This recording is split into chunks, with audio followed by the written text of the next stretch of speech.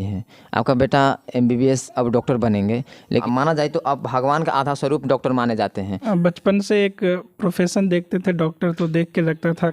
मेरे पापा मेरे पाकी में ट्रैक्टर का दुकान है, मेरा मतलब गैरेज है और दुकान भी है, तो मेरे पापा वहीं पे मैकेनिक का काम करते। बड़े भैया डॉक्टर बन गए हैं, क्या आपको लग रहा है बड़े भैया डॉक्टर बनने के आप इतना बड़ा पद पर गए हैं कि आप अब फिर आने वाले भविष्य में शायद आप लोग को वैल्यू नहीं दे, ऐसा हो सकता है? नहीं नहीं, बहुत बहुत प्यार करते हैं हम लोग। विश्वास है आपको। नमस्कार, मैं हूं कमलेश और आप देख रहे हैं पलामू टीवी। आज हम आए पांकी प्रखंड अंतर्गत ग्राम नौडिया में, पंचायत नौडिया भी है। आइए हम एक ऐसे महान व्यक्ति से मिलवाएंगे जिन्होंने नीट तैयारी करके एमबीबीएस एमएस जैसे मेडिसिन लाइन में अपना कदम रखा है और अपने गांव क्षेत्र घर परिवार का नाम रोशन किया है। आइए, इनका नाम अफजल है जिन्होंने नीट तैयारी करके अपने क्षेत्र का नाम रोशन किया। आइए हम इनसे पूरे किस माध्यम से और कितना कड़ी मेहनत करके इतना बड़ा परफॉर्मेंस किए हैं, आइए हम जानते हैं इनसे भी। सबसे पहले स्वागत है और कांग्रेचुलेसन है। Thank you. ये बताइए कि आप इतना बड़ा मेडिसिन लाइन में और नीट बहुत इस लाइन में बहुत संघर्ष करना पड़ता है और इस क्षेत्र में मेरे अनुभव से लगा कि अभी तक किसी ने ही निकाला होगा इस क्षेत्र में, और ये ग्रामीण क्षेत्र है और ग्रामीण क्षेत्र से हो करके भी आप इतना बड़ा प्रेफरेंस किए हैं और नीट जैसे तैयारी मेडिसिन लाइन में आप अपना गांव घर समाज का नाम रोशन किए हैं। अब कैसे आप इस जर्नी में गए और आपका माइंड में इस मेडिसिन लाइन में कैसे गया? बचपन से एक प्रोफेशन देखते थे डॉक्टर, तो देख के लगता था कि मतलब एक अच्छा प्रोफेशन है, एक डॉक्टर आइडियल होता है सबको देखने में। तो मैं 10th में डिसाइड किया था कि मुझे मेडिकल फील्ड में कुछ ज्वाइन करना है। मैं पाकी हाई स्कूल में हिंदी मीडियम से पढ़ा था और 10th यहाँ से पाकी से कंप्लीट करने के बाद मैं 11th-12th के लिए रांची चला गया और वहाँ सेंट जेवियर कॉलेज में एडमिशन लिया और अपने सब्जेक्ट में बायोलॉजी रखा ताकि मैं मेडिकल फील्ड में आगे बढ़ सकूँ। वहाँ से 12th करने के बाद मैं फिर बाहर गया। सब बच्चे बोलते हैं कि बाहर अच्छा प्रिपरेशन होता है, तो मैं बाहर चला गया कोचिंग करने के लिए कोटा में। वहाँ कुछ साल रहे, तो उसके बाद कोविड का एक प्रॉब्लम पेंडेमिक आया जिसके वजह से फिर मुझे घर आना पड़ा और मैं फिर उसके बाद घर में ही सेल्फ़ स्टडी करने लगा और सिर्फ सेल्फ़ स्टडी किया। कोई ऑनलाइन कोचिंग भी ज्वाइन नहीं किया था। टेस्ट सीरीज़ ज्वाइन किया और टेस्ट सीरीज़ दिया और फिर जो मेरा 17 जुलाई को एग्ज़ाम था वो एग्ज़ाम मैंने दिया और फिर मेरा रिज़ल्ट आया तो अच्छे मार्क्स आ गए उसमें, फिर सिलेक्शन हो गया मेरा। अच्छा, ये बताइए कि आपका फैमिली बैकग्राउंड क्या मेडिसिन लाइन में है क्या? नहीं, मेरे घर से कोई मेडिसिन, मेरे घर से क्या मेरे गांव में कोई नहीं है। मेरे पूरे ख़ानदान में या जितने दूर तक मेरा सर्कल है, फैमिली सर्कल, उसमें कोई मेडिसिन से या डॉक्टर से कोई दूर दूर तक कोई नहीं है। तो मैं अच्छा, ये बताइए कि जब आपका फैमिली बैकग्राउंड में ना कोई मेडिसिन लाइन में है नहीं, लेकिन आपका माइंड में ऐसा कैसे आ गया कि आप मेडिसिन लाइन में जाएं और डॉक्टर बनने का ख्वाहिश आपके अंदर आया? हर कोई छोटा होता है तो कुछ बड़ा चीज़ ही सोचता है कि मुझे देख के कि मुझे ये करना है वो करना है, तो मैं भी बस ऐसे ही सोचा और घर वालों का पूरा सपोर्ट था। उन्होंने कभी नहीं कहा कि नहीं ये इस ज़्यादा एक्सपेंसिव है, ज़्यादा खर्चे लगेंगे। वो मैं जो बोलता गया वो आंख बंद करके मेरी हर डिमांड को, हर रिक्वायरमेंट को पूरा करते गए और बस मैं आगे बढ़ते गया। थोड़े से मार्क्स बढ़ाते गए, फिर एक क्लियरिटी विजिबल होने लगा कि हाँ मैं कर सकता हूँ और फाइनली मैंने किया। इस लाइन में ज़्यादा मोटिवेट करने का किनका अहम भूमिका रहा? मैं जब मेडिकल फील्ड स्ट्रीम चूज़ किया तो घर वाले में बहुत एक्साइटमेंट था कि मेरा बेटा ये बनेगा और फिर मैं टीचर से सबसे ज़्यादा मोटिवेट हुआ। मैं जो टीचर्स मोटिवेट करते रहते थे जब मैं क्लास करता था कोचिंग का, तो टीचर्स बहुत मोटिवेट किए। फैमिली का फुल सपोर्ट था और फैमिली में एक एक्साइटमेंट देख के मुझे लगता था कि हाँ मुझे करना चाहिए और मैं उसी में कोशिश किया अपनी तरफ से जो हो सकता था। आपका पापा क्या करते हैं? मेरे पापा मेरे पाकी में ट्रैक्टर का दुकान है, मेरा मतलब गैरेज है और दुकान भी है, तो मेरे पापा वहीं पे मैकेनिक का काम करते हैं। जी, देखिए, आप समझ सकते हैं अधिकतर करके जिस फैमिली बैकग्राउंड जिनका मेडिसिन लाइन में रहता है उन्हीं का बच्चा अधिकतर मेडिसिन लाइन में जाते हैं और डॉक्टर बनने का ख्वाहिश रहता है। लेकिन इन महान पुरुष और इनके माता पिता को हम नमन करना चाहेंगे कि इन मैकेनिक काम करते हैं और मैकेनिक मिस्त्री का बेटा आज नीट का तैयारी करके एमबीबीएस जैसे एमएस जैसे डॉक्टर बनेंगे और अपना गांव समाज, अपना घर, फैमिली, अपना क्षेत्र का नाम रोशन किए हैं। आप समझ सकते हैं मैकेनिक का बेटा अपना क्षेत्र का नाम रोशन किया है। ये बताइए कि आप 10th पाके से ही किए थे? हाँ, 10th पाके से हिंदी मीडियम से किए। हिंदी मीडियम से। उसके बाद 12th कहाँ से किए? 11th-12th रांची में सेंट जेवियर कॉलेज है, वहाँ से किया। वो इंग्लिश मीडियम था, तो इनिशियली थोड़ा एडजस्ट करने में प्रॉब्लम हुआ, मीडियम चेंज होने की वजह से, लैंग्वेज चेंज की वजह से। नीट की तैयारी कर रहे थे क्या आप? 11th 12th जिस समय आप क्लास कर रहे थे उसी समय से नीट का भी तैयारी कर रहे थे? नहीं नहीं, मैं 11th-12th में सिर्फ उसमें मैं जानता था कि मेडिकल फील्ड है, लेकिन प्रॉपर नॉलेज नहीं था इस बारे में, तो मैं उस समय बोर्ड पे फोकस किया। जो मुझे करना चाहिए 11th-12th से इसके बारे में मैं नहीं कर पाया। तो मैं 12th के बाद जब कोचिंग ज्वाइन किया बाहर जाकर, तो वहाँ से मेरा कह सकते हैं कि वहाँ शुरुआत हुआ मेरा मेडिकल कॉम्पिटिटिव एग्जामिनेशन के लिए।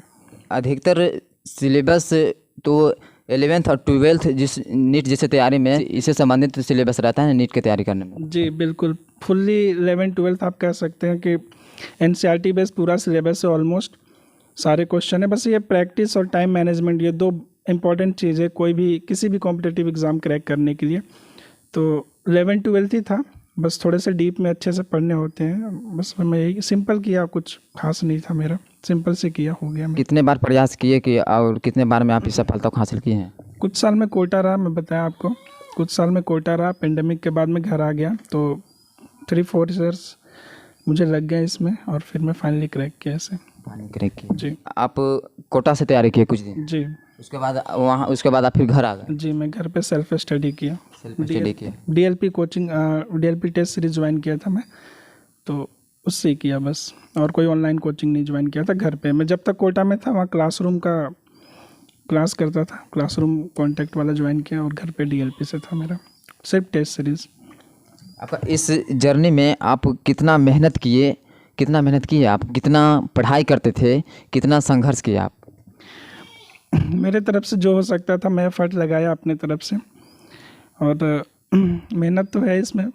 आपको रेगुलर अपना बैकलॉग देखना पड़ता है, क्या मेरा बचा हुआ है, क्या करना है और किस लेवल तक करना है।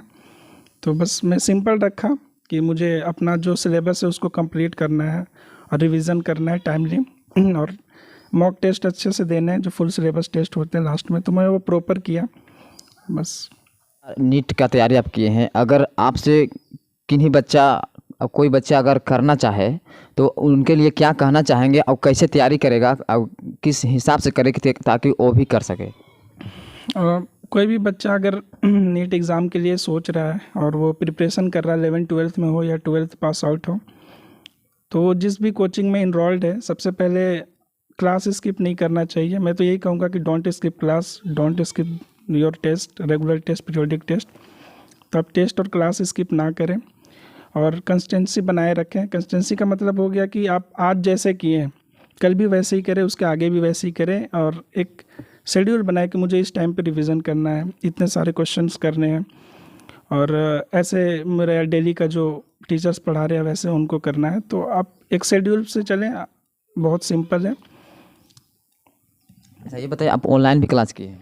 ऑनलाइन में क्लास नहीं किया, मैं जब तक था तो क्लास में क्लासरूम ही ज्वाइन किया था, और घर पे आया तो सिर्फ DLP टेस्ट सीरीज़ ज्वाइन किया। मैं बताया टेस्ट सीरीज़ था मेरा ऐसा एक्चुअली ये टेस्ट सीरीज़ का मतलब था कि 15 दिन में मुझे पहले से बता दिया जाता था कि आपके 15 दिन बाद ये सिलेबस आएंगे और आपको ये पढ़ना है। तो मेरे पास पहले से टीचर्स के नोट्स थे और मेरे मॉड्यूल्स वगैरह थे, बुक्स वगैरह, जो मैं पहले कोचिंग ज्वाइन किया था उसका। तो मैं वो 15 दिन में वो जो मेरा सिलेबस आता था उसको मैं पूरा कर लेता। फिर अगले टेस्ट से पहले मुझे बता दिया जाता कि ये सिलेबस आपके एग्ज़ाम में आ रहे हैं, टेस्ट में आ रहे हैं, तो मैं उसको पूरा करता। तो ऐसे ही करते गया, फॉलो किया, ऑनेस्टली फॉलो किया जो टेस्ट सीरीज़ था। ऑनेस्टली कह सकते हैं कि थोड़ा बहुत मतलब मेहनत भी किया, थोड़ा सा ऑनेस्टली किया, जो किया ऑनेस्टली किया। 10th करने के बाद 12th में जाएंगे तो साइंस लेकर के पढ़ेंगे। साइंस में किन किन विषय को रखना होगा, उसके बाद कैसे करेंगे लोग कि आपसे लोग जानेगा कि ऐसे होने के बाद नीट तैयारी किया जा सकता है? 10th के बाद आप जब साइंस एक स्ट्रीम चूज़ करेंगे तो आपको मेडिकल फील्ड में 4 कंपलसरी सब्जेक्ट आ जाते हैं।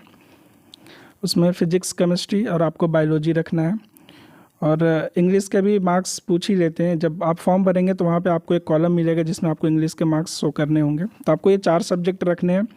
मतलब इंग्लिश मीडियम से ही हो सकता है? नहीं, हिंदी मीडियम से भी होता है, ऐसा नहीं है। इंग्लिश एक सब्जेक्ट है आपका वहाँ पे। जो मैं 4 सब्जेक्ट बता रहा हूँ आपको, ये सब्जेक्ट है, ये लैंग्वेज नहीं है। आप इसको हिंदी में भी पढ़ सकते हैं, फिजिक्स को, केमिस्ट्री को, बायोलॉजी को आप हिंदी में भी पढ़ सकते हैं। और फिफ्थ सब्जेक्ट जो है वो आपके ऊपर डिपेंड करता है कि आप कौन सा चूज़ करते हैं। कंप्यूटर साइंस, इकोनॉमिक्स और अलग अलग तरह से अलग अलग स्कूल्स में प्रोवाइड किए जाते हैं, तो आप फिफ्थ सब्जेक्ट कुछ भी रख सकते हैं, लेकिन ये 4 आपको जनरली रखा जाता है। 12th में कितना मार्क्स आएगा ताकि वो नीट की तैयारी कर सकता है मिनिमम? नीट के लिए जो अभी उनका क्राइटेरिया है उसके हिसाब से कोई भी बच्चा जो 17 साल से ऊपर का है वो फॉर्म भर सकता है, एडमिशन ले सकता है।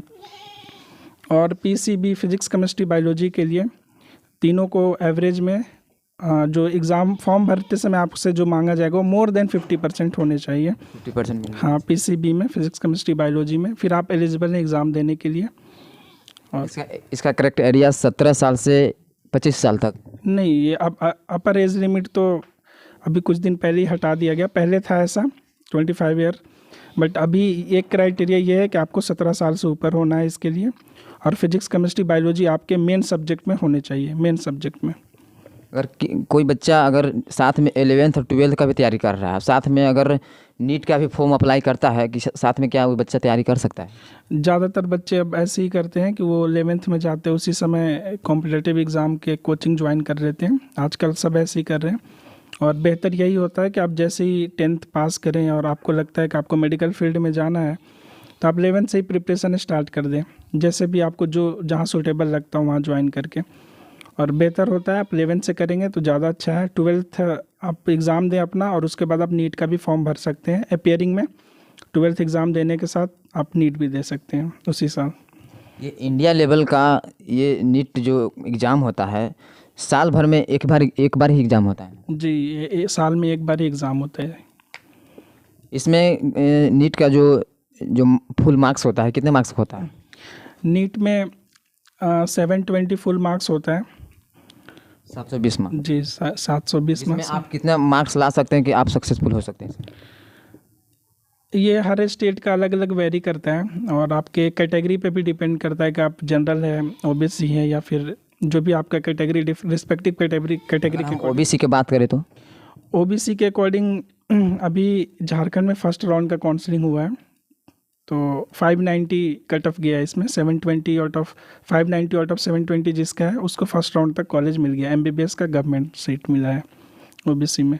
और जनरल में भी यही है, ऑलमोस्ट 593 जैसा भी बता रहे हैं, 593 तक गया है, जो सेकेंड राउंड तक, मॉपअप राउंड तक और नीचे जाएगा 5-10 नंबर। ये बताइए कि इस लाइन में तो अगर प्राइवेट से भी होता है और सरकारी से भी होता है। आपने नीट तैयारी किया, आप सरकारी से होगा आपका, लेकिन अगर प्राइवेट से लोग जो करना चाहे तो उसका तो खर्चा तो बहुत ज़्यादा आ जाता होगा इसमें। प्राइवेट मतलब नॉर्मल फैमिली का बच्चा एफर्ट नहीं कर सकता है, वो बहुत हाई फ़ी है उसका, और गवर्नमेंट में फ़ी बहुत कम होता है। इसलिए इतना कंपटीशन, हम लोग प्रिपरेशन करते हैं, हार्ड वर्क, हर बच्चा हार्ड वर्क करता है ताकि उसको गवर्नमेंट सीट मिले। प्राइवेट बहुत एक्सपेंसिव है, जो सबके लिए पॉसिबल नहीं है, बहुत ज़्यादा एक्सपेंसिव है। नीट करने के बाद जो डॉक्टर का रूप होता है, कितने प्रकार का आप कर सकते हैं नीट करने के बाद? एक होता है एमबीबीएस, एमएस, लेकिन आप कितना मार्क्स लाइएगा कि एमएस हो सकता है, और कितना मार्क्स के बाद एमबीबीएस कर सकते हैं? देखिए, आप नीट में सेलेक्ट होंगे, जैसा आपका मार्क्स होगा, जितने अच्छे मार्क्स होंगे आपको उतने अच्छे कॉलेज मिलेंगे। आपका कितना मार्क्स आया था, कहाँ कॉलेज मिला आपका? मेरा 624 मार्क्स आए थे, 624 आउट ऑफ 720, और मुझे रिम्स रांची में जो मेडिकल कॉलेज है रिम्स में वो मिला। आप जैसे भी पूछ रहे थे कि एमबीबीएस के बारे में, तो जो भी इसमें सेलेक्ट होता है नीट एग्ज़ाम में, यूजी एग्ज़ाम में, उस सब बच्चे को सिर्फ एमबीबीएस सीट मिलता है, जो ग्रेजुएशन डिग्री है। आप डिफरेंट टाइप के जो डॉक्टर के बारे में पूछ रहे थे, कुछ स्पेशलिस्ट के बारे में, तो जब आप एमबीबीएस कंप्लीट कर लेंगे उसके बाद आपके पास ये फिर से एक एग्ज़ाम होता है नीट पीजी का। उसमें आपको आपके मार्क्स के अकॉर्डिंग आपको सेलेक्ट करने का ऑप्शन मिलता है कि आप कौन से पर्टिकुलर मेडिकल फील्ड को सेलेक्ट कर रहे हैं। लेकिन आपका जर्नी में सबसे अहम भूमिका किनका रहा है कि इतना आप इतना सक्सेसफुल हो पाए? मेरा जर्नी में सबसे अहम भूमिका तो मेरे पेरेंट्स, मम्मी पापा, माँ बाप का ही है, क्योंकि मैं जब घर पे था तो एक एंजाइटी सा फील होता है। घर पे आप जो कंपटीशन कर रहे हो, आपके आसपास सर्कल में कोई दिखते नहीं है, आपको अकेले चलना है, घर पे दिन भर घर पे रहना है। बाहर रहने से होता है कि फ्रेंड्स मिल रहे हैं तो आप थोड़े से दिन पार हो जाता है, अगले दिन भी पार हो जाता है। घर पे ऐसा नहीं था, एक एक दिन थोड़ा टफ होता है। तो पेरेंट्स का सपोर्ट बहुत ज़रूरी है, और जो मुझे घर वालों से फुल सपोर्ट मिला है, अनकंडीशनल सपोर्ट मिला है, उसके लिए बहुत थैंकफुल हैं अपने पेरेंट्स के लिए। अच्छा ये बताइए, जिन बच्चे अपने घर से बाहर निकल कर पढ़ाई करने जाते हैं और उन बच्चों को अपने घर परिवार से भी सपोर्ट मिलता है, लेकिन वो बच्चे अपना घर परिवार को धोखा दे करके लापरवाही बरतते हैं और सोचते हैं कि हम कुछ बड़ा कर सकें, उनके लिए क्या कहना चाहेंगे आप? देखिए, मैं उनके लिए क्या कहूँगा, अगर वो करेंगे तो अपने फ्यूचर के लिए करेंगे। पेरेंट्स भी सोचते हैं तो अपने बच्चों के लिए ही सोचते हैं। तो उनको अपने पढ़ाई पे ध्यान देना चाहिए। जो वो सेलेक्ट किए थे कि नहीं मुझे डॉक्टर बनना है, तो आप अपने पढ़ाई पे ध्यान दें, बाकी सब ठीक हो जाता है। आप अपने पढ़ाई पे ही ध्यान दें, आपका फर्स्ट टारगेट पढ़ाई होना चाहिए। नीट सेलेक्ट करना है तो आपको पहला एम नीट होना चाहिए, आप उसके अकॉर्डिंग पढ़ें, अपने टीचर्स को फॉलो करें, ब्लाइंडली फॉलो करें। मैं तो कहता हूँ टीचर्स आप जहाँ अगर ज्वाइन किया, आप ब्लाइंडली टीचर्स को फॉलो करें। आपको जो कोचिंग्स मटेरियल दे रहे हैं आप उसको ब्लाइंडली पूरा करें, ऑनेस्टली टेस्ट दें, ऑनेस्टली क्लास करें, ऐसे ही करें, और इसके अलावा और कुछ नहीं करना चाहिए मेरे। अब माना जाए तो आप भगवान का आधा स्वरूप डॉक्टर माने जाते हैं। ऐसे लोगों में ये सब भावना होते हैं डॉक्टर बनने का, अच्छा पद हासिल करने का, ऐसे लोगों में होता है जिन्होंने लोगों को अच्छा से सपोर्ट करे, अच्छा सहयोग करे, ऐसे लोगों में ये भावनाएं आते हैं। आप इतना बड़ा पद हासिल करके लोगों को सेवा करने का लक्ष्य रखे हैं, इसके लिए आपको हम बहुत बहुत धन्यवाद देना चाहेंगे। देखिए, ये अफजल का पिताजी हैं जिन्होंने मैकेनिक मिस्त्री हैं, और इनके हम जुनूनता को सलाम करेंगे कि मैंने मैकेनिक लाइन में रह करके अपने बेटे को MBBS जैसे डॉक्टर बनाने का लक्ष्य रखा था। इनको हम अपने हाथों से माला पहना करके इनको हम स्वागत करेंगे। अब इन महान पुरुष को आप देखिए हम इनसे परिचय लेंगे। अब इनका ये जानेंगे कि आप मैकेनिक मिस्त्री हो करके अपने बेटे को आप MBBS डॉक्टर, महान डॉक्टर बनाने का आप लक्ष्य रखा था, अब पूरे हम जानेंगे। सबसे मिस्त्री पांकी आपका गैरेज पांकी है, लोहरसी रोड में। हाँ, ट्रैक्टर का गैरेज है। आप ये बताइए, इतना बड़ा आप बेटे को पैसा खर्च करके पढ़ाए हैं, कितना प्रॉफिट आप हो जाता होगा, आप कितना मेहनत किए होंगे, आप बताइए। नहीं, प्रॉफिट तो ज़्यादा नहीं था, लेकिन घर का ही कुछ कटौती करके ही इसको हम पढ़ाए हैं आगे। घर का ही कटौती करके। कोई खास बड़ा दुकान आपका नहीं है? नहीं, खाली ट्रैक्टर का गैरेज है, छोटा मोटा और हल्का छोटा सा दुकान है, सहारा मोटर आपका दुकान है। हाँ। लोहरसी रोड में? लोहरसी रोड में, पांकी से जो लोहरसी रोड जाता है उसी मस्जिद से नीचे ढलान में। अच्छा ये बताइए कि आप तो मैकेनिक मिस्त्री हैं, आपका बेटा MBBS अब डॉक्टर बनेंगे, लेकिन अधिकतर लोग के हम देखे हैं कि डॉक्टर का ही बेटा डॉक्टर बना है, उनके पास पैसा रहता है, सब कुछ रहता है और डॉक्टर बनाते हैं। लेकिन आप मैकेनिक मिस्त्री रह करके आपका हौसला, आप अपने बेटे को सजेशन दिए थे कि बेटा ही अपने मन से सोचा कि हमको नीट तैयारी करके MBBS जैसे बड़े डॉक्टर हमको बनना है? नहीं, इसका सोच था कि हम आगे जा करके कुछ पब्लिक के लिए या पंचायत के लिए, जिला के लिए कुछ काम करें। तो मेरा भी सपोर्ट पूरा रहा, और हम ही नहीं सोचे जे कितना खर्चा लगे, हम सोचे जे काहे न घर बिक जाए, ज़मीन बिक जाए, लेकिन इसको हम पढ़ा के रहेंगे। अच्छा ये बताइए, आप जैसे अब जुनूनता रखे हैं, आप अपने गांव समाज क्षेत्र, अपने मोहल्ले को माता पिता को क्या सजेशन देना चाहें कि मेरे बेटे जैसे लोग करे, और लापरवाही पढ़ाई करने भी जाता है तो लापरवाही नहीं बरते और कुछ अच्छा कर सके, यहाँ के लोगों के लिए क्या कहना चाहेंगे? कुछ तो माता पिता को भी ध्यान देना चाहिए बच्चे पर, ताकि मेरा बच्चा कहीं गेम नहीं खेल रहा है, कहीं क्रिकेट नहीं खेल रहा है, कहीं पढ़ाई वढ़ाई में भी ध्यान दे, ताकि मतलब उस पर फोकस देना चाहिए, बच्चा मेरा क्या कर रहा है। मतलब आपको अपने बेटे पर पूर्ण विश्वास था कि मेरा बेटा ये कर सकता है? विश्वास था ही तभी हम कोशिश किए पूरा, और मेरा सभी बच्चे लोग पढ़ने में आगे तेज है, और आगे जितना कोशिश होगा हम पढ़ाएंगे। अब कितने आपको बेटे हैं? 5 बेटे हैं। ये कितने नंबर पे हैं? फर्स्ट बड़ा है। फर्स्ट बड़ा है।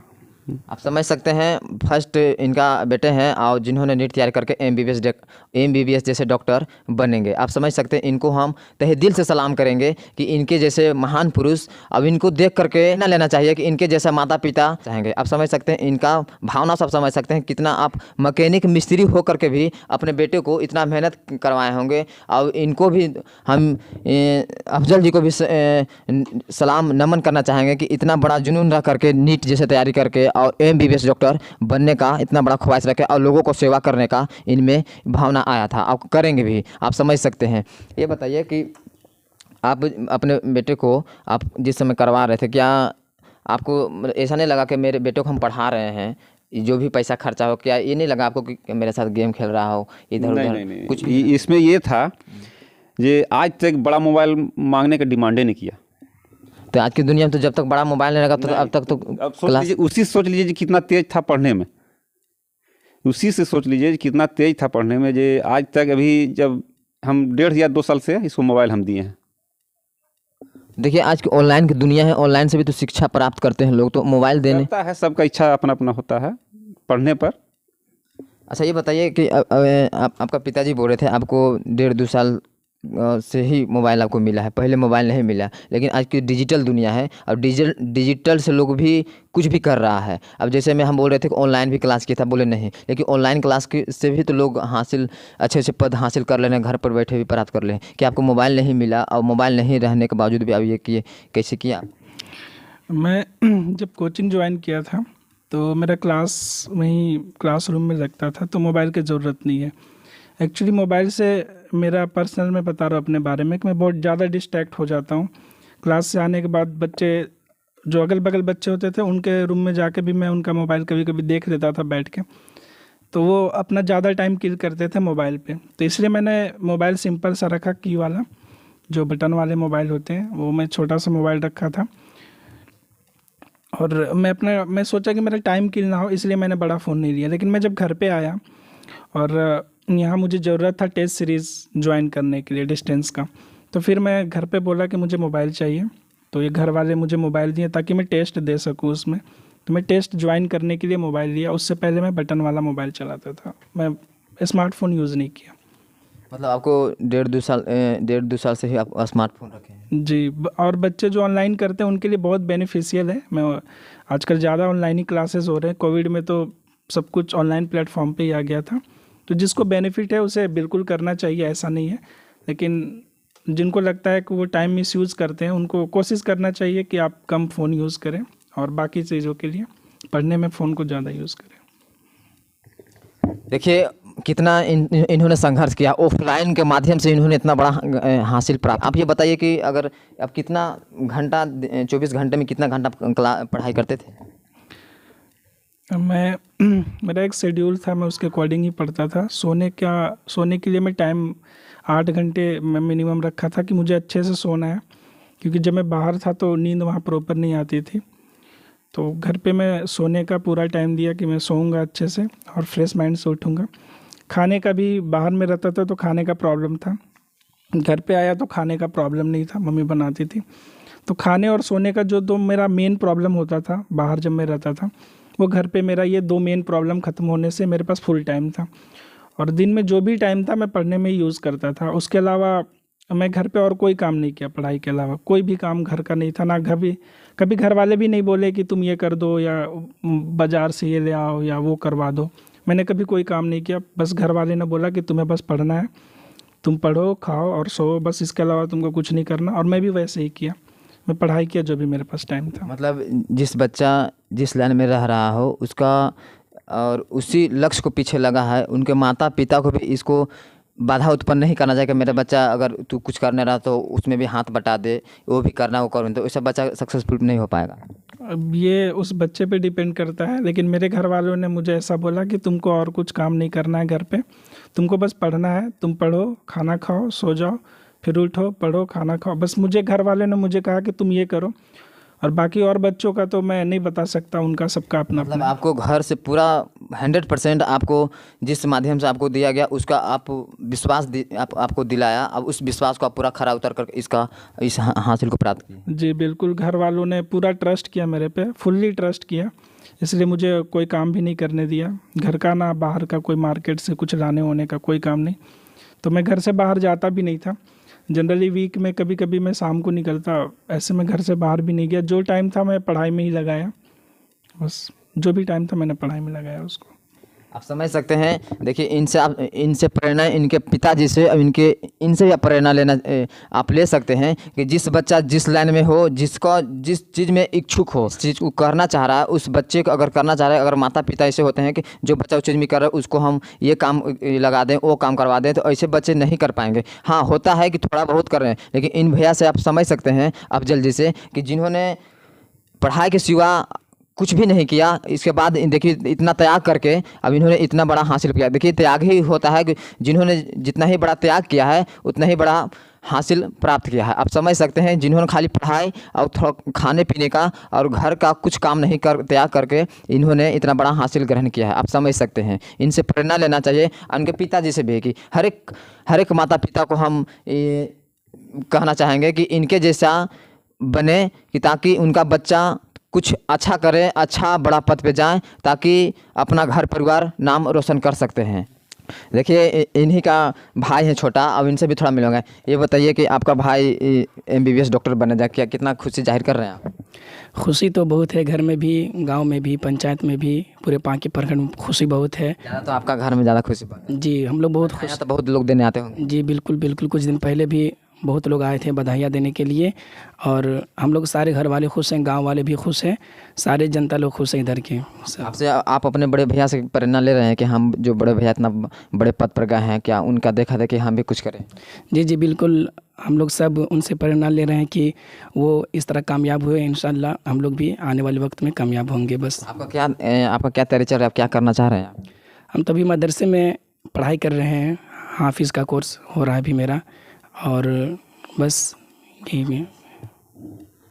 देखिए एक और इनका छोटा भाई से पूछे थे, एक और भाई है, उनसे भी बोलेंगे। ये बताइए आपका जो बड़े भैया हैं और MBBS डॉक्टर बनने जा रहे हैं, क्या कितना खुशी जाहिर कर रहे हैं आप? बहुत खुशी की बात है, पूरे ज़िले की, प्रखंड, गांव की बात है।